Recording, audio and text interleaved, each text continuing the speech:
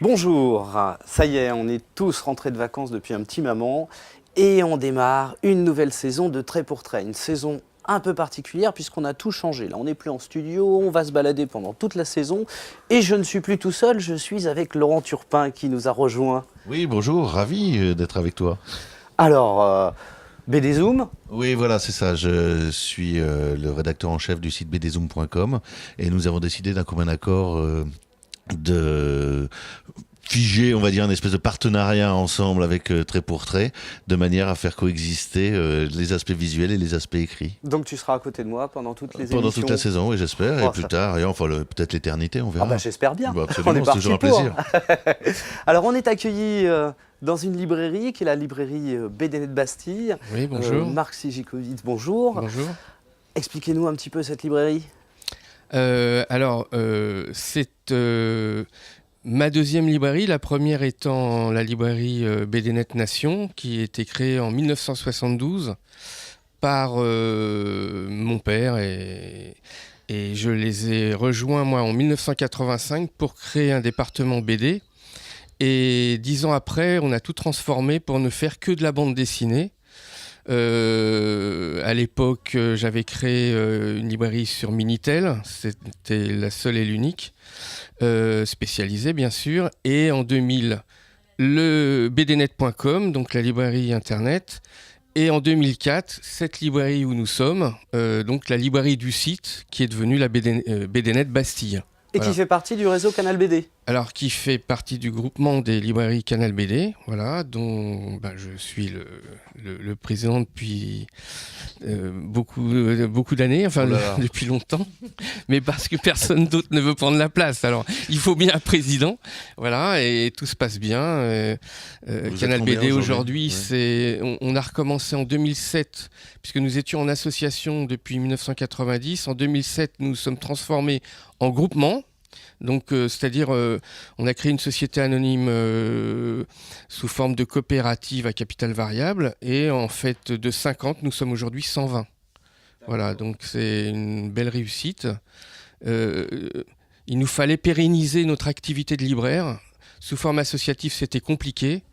Et aujourd'hui, vraiment, c'est déjà le fait que cette première émission, je sois là, c'est une reconnaissance du groupement, donc c'est vraiment formidable. Ouais, voilà. pour que les gens comprennent bien, en fait, vous êtes des librairies indépendantes qui sont réunies dans un groupement et ça apporte quoi? Vous avez des meilleurs tarifs, par exemple, pour les livres? Enfin, ça vous permet de proposer des produits dérivés, des choses comme ça? Absolument, mais surtout, ça nous a permis de nous rassembler. Et d'être coopératif pour l'ensemble des libraires. Chacun reste indépendant, mais ça nous permet aussi de créer des tas de choses, notamment nos guides. C'est des guides pour tous nos clients, d'avoir une dynamique avec nos magazines, Canal BD. Donc Canal BD Magazine, aujourd'hui, c'est un magazine qui est distribué à 55-60 000 exemplaires tous les 2 mois. Et en alternance avec notre Canal BD manga. Il est plus petit, parce que les mangas, c'est de format plus petit. Voilà, c'est plus petit. Voilà, on suit un petit peu le formatage de l'édition. Alors, cette nouvelle saison de Trait pour Trait... Juste rajouter quelque chose, parce qu'il ne l'a pas dit, c'est que tous les ans, les libraires remettent un prix, on en reparlera. Ah oui, on en reparlera, bien sûr. Alors, cette nouvelle saison de Trait pour Trait, on va se déplacer, on va voyager un petit peu. Et puis, la grande nouveauté, c'est aussi la notion de podcast, très à la mode. Et Trait pour Trait est maintenant disponible sur Apple Podcast et sur Google Podcast. Alors vous pourrez bien sûr continuer à nous voir sur le site de Watch TV puisque c'est le seul podcast BD finalement qui passe aussi à la télé. Alors pour démarrer cette saison, on a 2 invités formidables, extraordinaires. Absolument. Catherine Ciné, bonjour. Bonjour. Les 10 ans de Ciné Mensuel, les 10 ans dont on parle aujourd'hui avec le nouveau numéro et dont on parlera un petit peu plus tard avec un numéro spécial, ça se fête quand même parce que 10 ans d'un journal indépendant qui n'a pas de publicité, toujours aussi satirique et avec des équipes forcément qui ont été renouvelées peut-être, on en reparlera. Oui. Hein. Et également donc Chloé Vérac qui est... Bonjour Chloé, qui est la femme de T-News, lâchement assassinée, on s'en souvient, le 7 janvier 2015, dans les locaux de Charlie Hebdo, et qui a repris un petit peu le flambeau pour continuer à parler de l'œuvre de T-News, notamment à travers la publication d'un album de compilation de caricatures, on va dire, de Chirac. Enfin, c'est peut-être un petit peu plus, on en reparlera, aux éditions du Chêne, et aussi par un prix que vous avez créé, un prix de la presse dont vous allez décerner la deuxième récompense cette année, c'est ça ? Voilà, c'est un prix qu'on a créé avec la mairie de Montreuil, puisque l'idée était d'arriver à installer quelque chose de pérenne entre T-News et la ville de Montreuil. Et puis parce que T-News était quelqu'un d'assez généreux, c'était le seul qui regardait les dessins que les jeunes dessinateurs envoyaient au journal, puisque personne ne voulait se taper cette corvée. Et moi, je voulais que continue à vivre cette générosité que T-News avait. Et donc l'idée du prix, c'était de pouvoir encourager aussi, au-delà du prix professionnel, du prix politique du dessin de presse, d'avoir un prix pour un jeune artiste qui lui permette d'être exposé et puis d'avoir une bourse pour travailler. Et rappelez-nous les lauréats de 2017 ? Alors l'année dernière, le prix du dessin politique de presse a été remis à JMC. Et le prix du jeune dessinateur à Sylvain, je ne me rappelle plus son nom de famille. on va le retrouver. Et donc, cette année, la remise du prix est le 19 octobre. 19 octobre. Voilà. Et on est encore dans... la sélection. La réception des dessins. Donc, voilà. Ah oui, donc il y a encore une étape. Donc il y a encore une petite étape. Oui, on a encore du temps. Catherine, il existe aussi un prix Ciné. Tout à fait, qu'on a remis pour la première fois. C'est une initiative du Mémorial de Caen. Donc on l'a mis pour la première fois l'année dernière et puis on va recommencer en mai de l'année prochaine. C'est un prix international, donc on reçoit des dessins du monde entier. L'année dernière, on en a reçu plus de 900. Alors la première question que je peux vous poser à toutes les deux, qu'est-ce qu'un bon dessin de presse, un bon dessin de presse primé ou pour une couverture ? Comment on choisit ça ? Eh bien, c'est pas facile, parce qu'en fait, une bonne couverture, c'est une affiche, dans l'idéal, qu'on voit de loin, dans les kiosques quand on est exposé, et qui parle tout de suite, donc qui, a priori, n'est pas très bavarde. C'est extrêmement difficile à faire. Je dois dire que là, Ciné, c'était vraiment le grand maître des couvertures. Il avait cet œil graphique. Il avait cet œil graphique, il avait cette formation graphique, il adorait la mise en page. Bon, donc c'était vraiment sans problème. C'est un petit peu compliqué parce qu'il y a beaucoup de dessinateurs qui, quand même, maintenant, dessinent, mais écrivent aussi. Et les bulles sur une couverture, ça ne marche pas. Donc là, le numéro qui vient de sortir, c'est pas un bon exemple parce qu'il y a beaucoup de textes, mais bon, ça nous a fait rire. Alors je vous le lis, pour les 10 ans de Ciné Mensuel. Interview exclusive de Macron.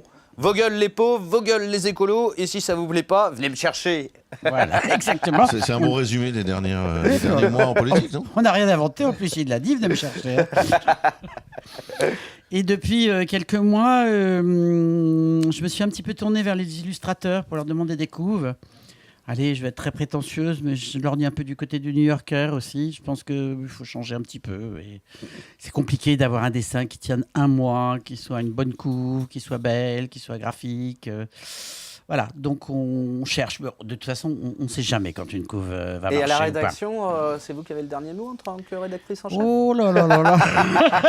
Ça me permet de Ça rebondir discute, sur les 10 ans un petit peu parce que, en fait, au départ, Ciné et Mensuel était Ciné Hebdo. En réalité, c'est les 10 ans d'une aventure de presse plus que d'un magazine, en réalité. Tout à fait. Enfin, il y a eu 8 ans, presque 9 ans de parution quand même. Oui, au départ, c'était un hebdo, oui. Et c'est un boulot fou, un hebdo. Ah oui. Vous vous rendez compte, 4 ou 5 couvertures par mois. Ah oui. Et puis, donc on est passé en mensuel, c'est plus, assez c'est plus rapidement, cool. Finalement, au bout d'un an et demi. Ouais, c'est ça. Et puis, là, on a quand même... donc, on fête nos 10 ans, la sortie, on est sorti le 10 septembre 2008. Et le 19, on sort un hors-série spécial. Et là, ce qui est amusant dans ce hors-série, c'est qu'on a essayé de sélectionner, on a à peu près, je pense, je ne les ai pas comptés parce qu'il y en avait beaucoup, mais environ 400 dessins qui tous, depuis 10 ans, tiennent la route encore aujourd'hui. C'est-à-dire qu'ils sont totalement d'actualité. Et ça a été ça le critère. Et il y a une quantité de dessinateurs, je ne les ai pas comptés non plus, mais on a... Enfin, voilà, vous La verrez, il y en a- quatrième de couverture rassemble tout le monde, c'est quand même assez imposant. Vous Hein. avez vu ça un dis peu, donc. c'est dingue. Hein. Tous ceux qui sont passés à Ciné Mensuel. Alors Chloé, un bon dessin de presse imprimé, c'est comment? Juste pour rebondir sur ce que dit Catherine, moi je trouve ça terrible d'avoir 400 dessins qui tiennent encore la route aujourd'hui. Je me suis fait la réflexion avec les dessins de T-News, c'est-à-dire que d'avoir des dessins qui sont encore d'actu, des dessins le plus souvent qui sont des dessins politiques, c'est-à-dire que ça va mal quand même. Enfin, je trouve que c'est le constat de se dire on a encore des dessins qui tiennent la route au bout de 2, 3, 4, 5, 6, 7, 10 ans. C'est terrible. Donc il faut absolument continuer à dessiner et à leur en mettre plein la gueule, mais c'est terrible. Voilà. Oui, là c'est l'anniversaire, alors je voulais pas parler de ça, mais par exemple, nous en page 3 du journal, on publie toujours un dessin de ciné qui n'a pas été fait il y a 10 ans, qui a peut-être été fait il y a 30 ans. Et qui est toujours d'actualité. Regarde, donc, moi je continue à publier des dessins de T-News qui sont toujours d'actu. Voilà, et c'est parce que oublions pas quand même que le dessin de presse, et en tout cas le dessin satirique, en tout cas celui que nous on aime, c'est aussi du dessin politique. Tout à fait. Voilà, c'est pas un gros mot, hein, c'est important de le rappeler. Qui fait rire, mais qui peut cogner aussi un petit peu. On raconte des choses. Oui. Sinon, c'était quoi ta question? Ça y est, je l'ai perdu là maintenant. C'est quoi un bon dessin de presse? Mais c'est ça un Oui, bon dessin de presse. Un bon dessin de presse. Eh ben, un dessin de presse, d'abord, je pense qu'effectivement, c'est un dessin qui est pas trop bavard. C'est un dessin qui se lit vite, qui raconte en très peu de traits, très peu de mots. C'est-à-dire que c'est ça pour moi un bon dessin de presse. Et T-News disait un bon dessin, c'est un dessin qui fait réfléchir, et si en plus il te fait rire, c'est qu'il est vraiment excellent.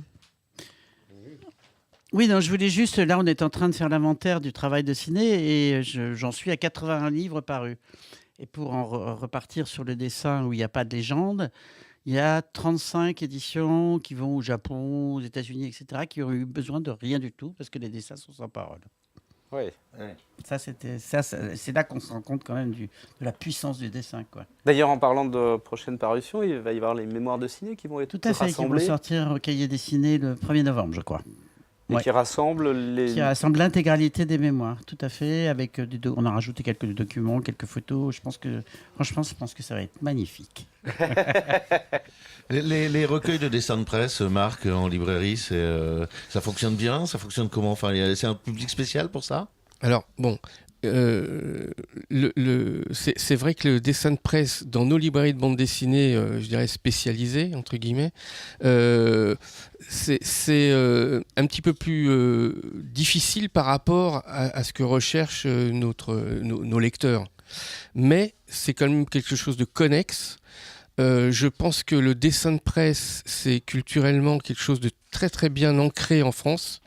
C'est absolument nécessaire et apprécié. Enfin, si on prend Ciné, Charlie, Le Canard, on sait bien que l'information importante vient aussi de cette presse-là, quoi. Hein, et je pense que c'est un coup de fouet aussi nécessaire dans nos démocraties. Oui. Voilà. Mais c'est très très important. Alors, et c'est des ouvrages aussi que l'on vend en librairie, mais c'est pas le cœur de notre métier. Non, mais en même temps, il y a beaucoup de passerelles de plus en plus, peut-être, entre les dessinateurs de presse et les dessinateurs de BD. Je sais pas ce que vous en pensez, mesdames. Je sais que la prochaine émission, je crois que vous recevrez Jules, et c'est un très bon exemple. Ouais. C'est un très très bon exemple. Catherine n'a pas l'air d'être tout à fait d'accord. Nous, on ne fait pas de BD. Alors, voilà. Mais c'est vrai que, par exemple, on confie des pages, il y a 6 pages du journal, 7 pages même, qui sont confiées à un seul dessinateur. Et quelquefois, ça, c'est un petit peu, on est proche de la BD.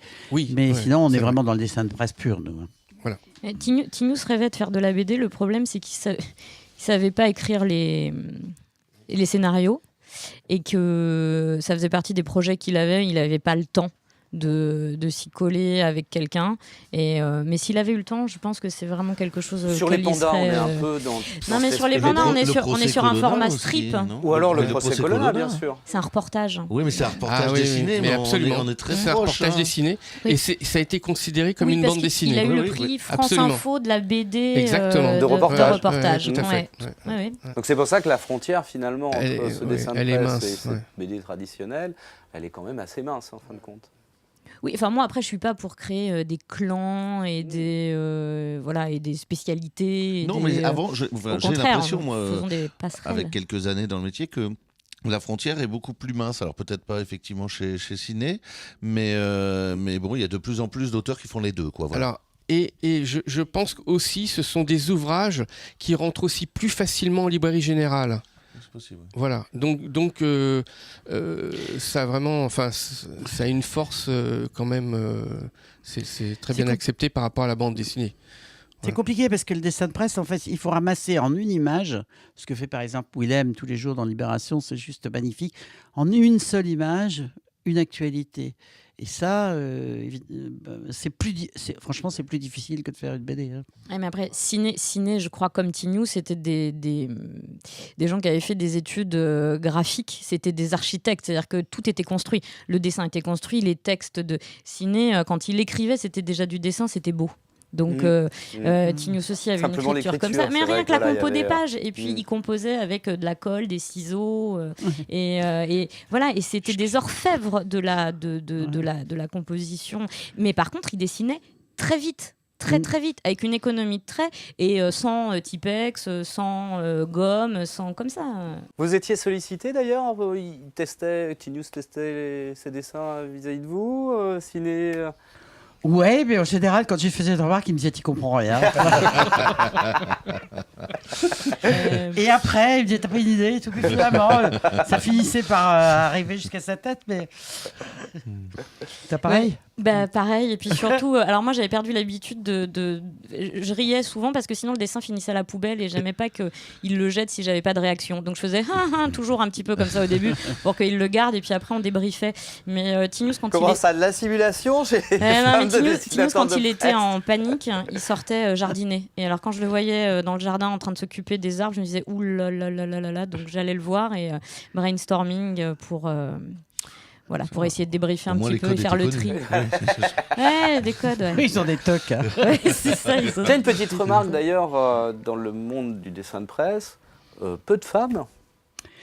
Oui, très peu de femmes parce que, alors moi c'est mon grand regret, parce que le dessin de presse, on le disait tout à l'heure, c'est quand même un coup de poing. Il y a une certaine violence dans un bon dessin de presse et c'est voilà. Et les femmes dessinatrices sont plus dans la tendresse et plus sur des problèmes féminins que sur des problèmes. Ben non.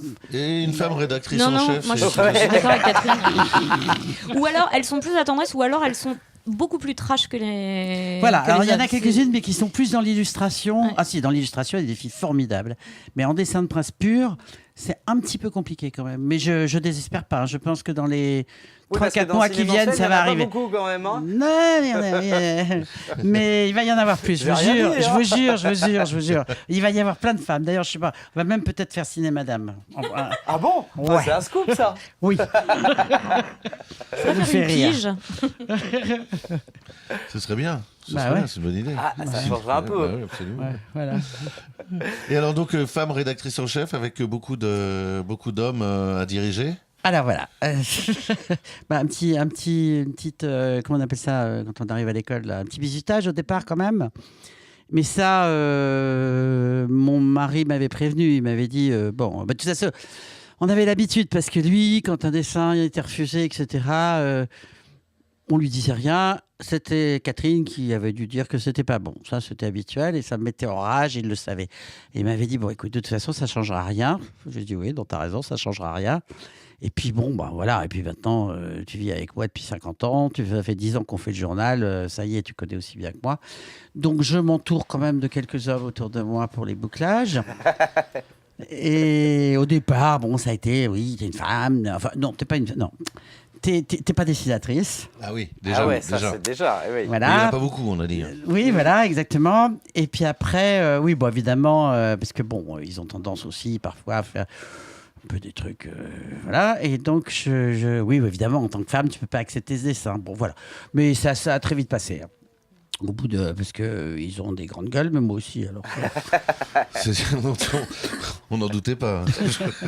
Chloé, sur le jury du Prix T-News, comment il s'est constitué? Combien vous êtes? On est une petite dizaine. Il s'est constitué. Moi, je travaille de manière complètement subjective et je fais avec les gens que j'ai envie d'avoir autour de moi, beaucoup. Parce que je trouve que... Donc pas que des dessinateurs de presse? Non, pas que des dessinateurs de presse.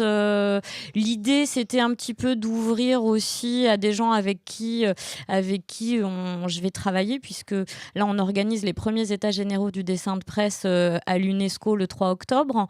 Donc voilà, avec les gens avec lesquels on organise cet événement-là aussi, d'avoir évidemment des dessinateurs, d'avoir aussi des rédacteurs. Voilà, là, on est sur quelque chose d'un petit peu plus général et avec des gens qui sont plus extérieurs au dessin que les dessinateurs, mais qui ont aussi un regard sur le dessin de presse, et je trouvais ça intéressant. Alors, c'est pas encore complètement acquis, donc je préfère m'abstenir de citer tout le monde, mais j'espère. Restons dans le secret. On peut peut-être parler du Chirac 2 minutes, parce que j'ai dit tout pas à l'heure que c'était un d'ailleurs. recueil de dessins, etc. Puis elle m'a regardé un petit peu bizarrement, donc elle a plein de Non, choses c'est parce à que dire. tu as dit un recueil de caricatures. Oui, c'est vrai. Voilà, C'est vrai. et que je préfère effectivement l'appellation dessin. Alors c'est le dernier album sorti. Oui. Il a fallu faire une sélection, je suppose, parce que des dessins sur Chirac, il devait y en avoir beaucoup. Oui, bah, en fait, comme je suis toujours dans le tri des dessins de T-News, puisque je vais en avoir 20 000, je pense. En fait, en triant les dessins, je me suis retrouvée avec plein de dessins sur Chirac. Je vais en avoir 400. Mais un régal, mais je me suis régalée vraiment, et puis je me marrais toute seule. Et j'ai fait les autres livres, je les ai beaucoup faits aussi en hommage à des thèmes qui étaient chers à T-News, à des choses qu'il aimait, et voilà. Et celui-là, ce qui change tout, c'est que je me suis fait plaisir à moi. Parce que j'ai trouvé ces dessins exceptionnels, parce qu'on a en fait dans tous ces dessins le début du dessin de T-News, du trait de T-News, qui est un trait beaucoup plus anguleux, beaucoup plus géométrique, et puis au fil du temps, on voit son dessin s'arrondir avec ses bonhommes agronnés, tout ça. Et en fait, je trouvais ça passionnant d'avoir ces deux Corréziens-là. Alors voilà, on peut rappeler qu'effectivement... Chirac, Verlac, oui. T-News s'appelait Bernard Verlac. T-News qui veut dire petite teigne. Qui veut dire petite teigne en occitan. Mais c'est affectueux, hein. Oui. Voilà. Oui. Et je trouvais ça intéressant d'avoir le parcours en fait du dessinateur et de l'homme politique, puisque T-News a couvert 35 ans de carrière politique de Chirac. Et que Chirac finalement c'est un bonhomme, c'est un personnage qui a quand même, c'est le seul qui a réussi un peu à faire consensus et à gauche et à droite. Quand il a mis un peu de temps quand même. Quand il est parti, il a fait mais consensus. quand tu regardes bien, c'est un des seuls, pour moi, c'est un des seuls présidents qui incarne la fonction et que tout le monde aime bien. Voilà, en fait, il a une espèce de cote, même si on peut, voilà. Vous êtes d'accord avec ça, Catherine? Politiquement, ne pas Hollande être d'accord. aussi, il paraît qu'on l'aime bien maintenant. Qui a dit ça? Qui a dit ça, Catherine? Non, mais c'est nous, il était formidable comme dessinateur et tout ça. Et voilà, et les dessins sont vraiment géniaux. Donc, et puis tout le monde s'y retrouve en fait dans Chirac, puisque tout le monde a connu, on a tous connu Chirac à différentes fonctions, et c'est un morceau de notre, c'est un petit morceau de notre histoire politique qui va bientôt disparaître en plus. Donc, les vilains. Quand même. Laurent, dans les livres sortis un petit peu. C'est la guerre. Hein, C'est la guerre, ouais. C'est la guerre entre Spirou et Fluide Glacial. C'est parti d'un numéro spécial pour les 80 ans qu'avait fait Spirou, qui n'a pas plu à Flux Glacial, qui l'a dit. Et donc depuis, eh bien, les dessinateurs et rédacteurs en chef des deux magazines se houspillent jusqu'à faire un magazine quasi commun. Non, j'exagère, mais c'est des auteurs de Spirou investissent les pages de Flux Glacial, des auteurs de Flux Glacial investissent les pages de Spirou. Je vais pas vous résumer tout ça. Le Spirou spécial est sorti le 5, le Flux Glacial est sorti le 6. Et en fait, tout ça est évidemment une grosse pochade, quelque chose pour rigoler, d'autant plus que l'ancien rédacteur en chef de Spirou, Thierry Tinlot, était aussi ensuite l'ancien rédacteur en chef de Flux Glacial. Bon, tous ces gens vont se retrouver lors de la fête de la BD à Bruxelles mi-septembre. Avec des gants de boxe. Avec des... Non, mais sur un match d'improvisation BD, justement, un petit peu arbitré par Thierry Tinlot. Et puis voilà, quoi, c'était histoire de réunir un petit peu le franco et le belge. Plein de dessinateurs de ciné mensuel, d'ailleurs. Oui, l'Indingue. Ah, voilà. Oui, il était chez nous avant de... Berthe aussi. Oui, dans Spirou. Pardon, ouais. Oui, c'est vrai.